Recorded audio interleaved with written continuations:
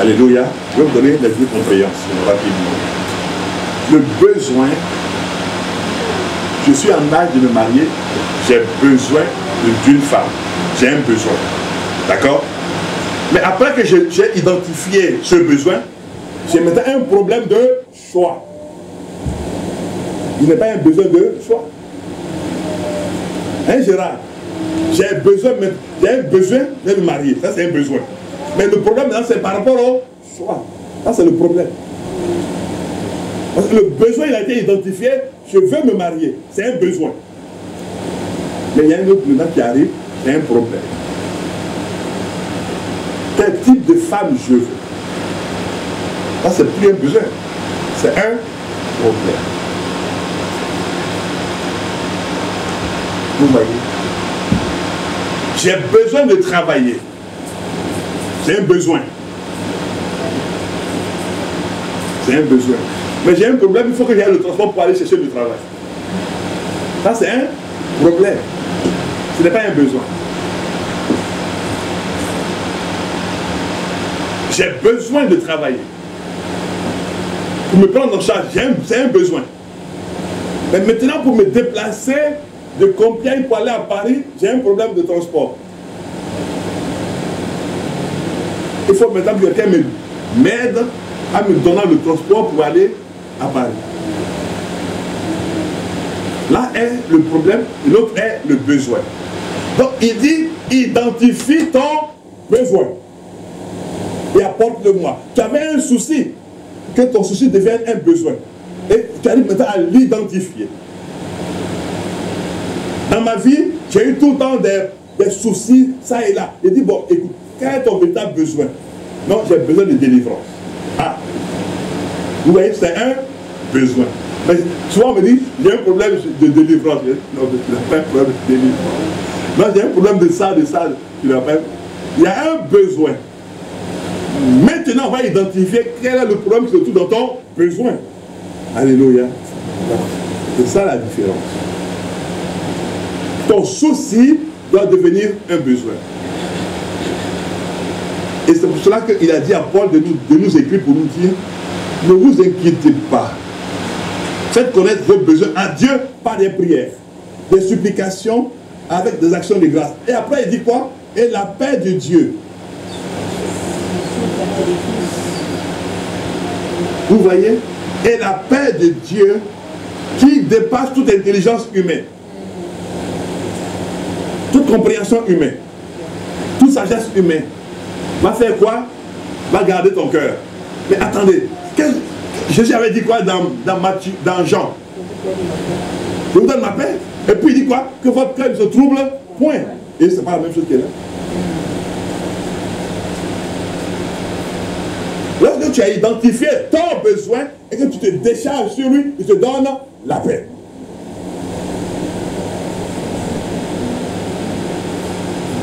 Alors, accepte de t'humilier. Ne regarde jamais à ton âge, ni à ton diplôme, ni à ton rang social. Accepte de t'humilier. Ne regarde pas à ta beauté. Ne dis pas comment. Une femme comme moi, elle a besoin d'un tel homme. Non, tu dois t'humilier.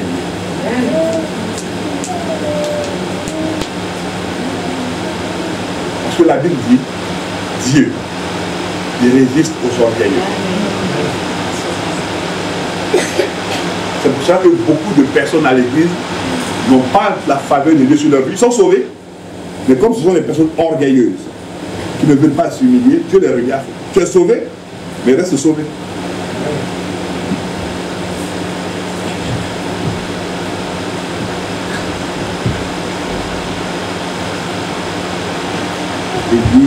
Et la paix de Dieu.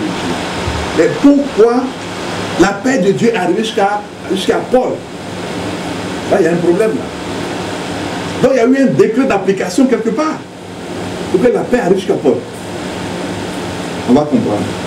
On va vers la fin. On va comprendre. Allons voir dans Luc 10. Luc 10.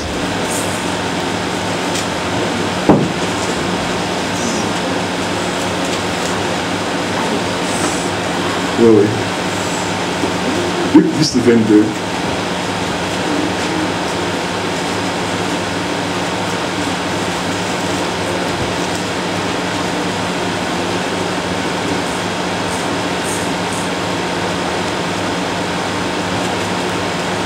Oui, Luc 10, 22. Ok. C'est Jésus qui parle. Il dit, toutes choses m'ont été données par mon Père. Ah, il dit quoi? Toutes choses. En fait, ça veut dire, de quoi as-tu besoin? Cela est ma possession. Ça, c'est dans Luc chapitre 10. Donc, ce qui veut dire que la vie de Jésus continuait. Parce qu'après Luc 10, il y a Luc 11 et ainsi de suite. Mais, où se trouve maintenant le décret d'application? Ça, c'est la loi qui a été votée, qu'on a dit à Jésus, toute chose a été donnée. Mais il faut qu'il y ait son décret d'application. Et où se trouve le décret d'application de ce que Jésus vient de dire? Et le décret d'application se trouve maintenant, allons voir. Et je veux que tu comprennes ce que tu vas comprendre, ce que tu vas entendre aujourd'hui, et que tu te l'appropries. Amen. Amen. Le décret d'application de la chose se trouve maintenant dans Matthieu 28.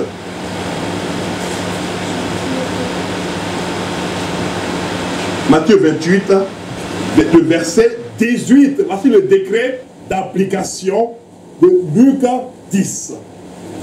Jésus s'étant approché leur parlant ainsi. Tout pouvoir m'a été donné dans le ciel et sur la terre. Terminé. C'est terminé. Il n'y a plus de débat. Il dit, tout pouvoir m'a été donné dans le ciel pour agir sur la terre. C'est-à-dire pour transformer les vies sur la terre, pour changer les vies sur la terre, pour amener la paix sur la terre, pour amener la joie sur la terre, pour ressusciter sur la terre. Le pouvoir m'a été donné depuis le ciel. Donc personne n'a pu contrecarrer la décision d'abord qui a été faite dans Luc 10. Et maintenant, c'était la loi qui avait été donnée dans Luc 10. Et le décret d'application maintenant vient dans Matthieu 28, verset 18. Voici le décret d'application de la parole de Jésus-Christ. Il dit tout pouvoir, où que tu ailles, s'il y a la terre là-bas, son nom agit. Et tout pouvoir lui a été donné.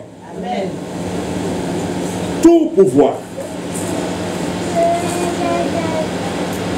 Tout pouvoir. C'est pour cela que ceux à qui Pierre parlait, il ne parlait pas à des gens qui étaient en Israël. Il parlait à des gens qui étaient à l'étranger. La première épître de Pierre a été écrite pour des gens qui sont à l'étranger. Donc, le décret d'application se mettait en même temps en œuvre à l'étranger, automatiquement. Vous allez dire, mais attendez, non. Vous allez voir le décret d'application que Pierre a reçu. Parce que la loi a été donnée, la loi a été votée au ciel. Et maintenant, le décret d'application. Regardez. Allons dans 1 Pierre, chapitre 1.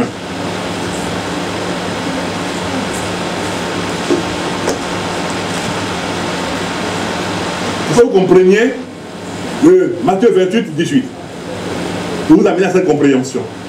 Par rapport au décret d'application de la loi qui a été donnée dans Luc 10. L'épître de Pierre, la première épître, le premier chapitre. Pierre, apôtre de Jésus-Christ, à ceux qui sont étrangers et dispersés. Ah, vous voyez déjà? À ceux qui sont quoi? Étrangers et dispersés. Dans le Pont, la Galatie, la Cappadoce, l'Asie et la Bithynie, et qui sont élus selon la préscience de Dieu le Père, par la sanctification de l'Esprit, afin qu'ils deviennent obéissants et qu'ils participent à l'aspersion du sang de Jésus-Christ. Vous voyez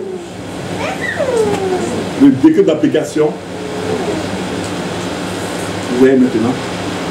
Il dit tout pouvoir m'a été donné dans le ciel et sur la terre. Donc le décret d'application maintenant est mis en marche.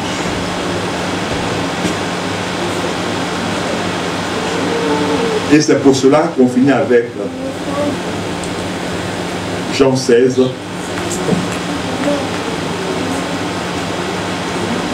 Il dit ceci.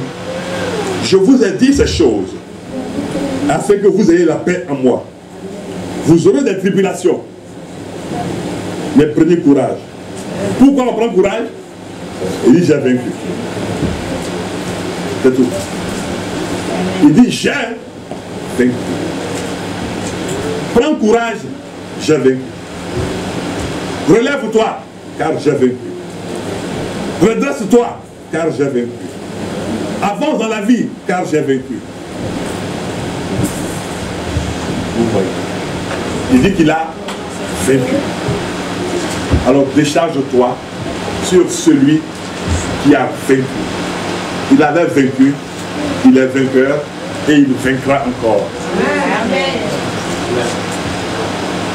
Et décharge-toi sur lui de tous tes soucis. Mais humilie-toi. Alléluia. Lève-toi s'il te plaît, on va bénir le Seigneur. On va lui dire merci pour sa parole. On va lui dire merci pour le temps qu'il t'a accordé. On va lui dire merci pour l'amour qu'il t'a manifesté. On va lui dire merci parce qu'il t'a donné, oui, sa parole ce matin. Élève ta voix et dis-lui merci.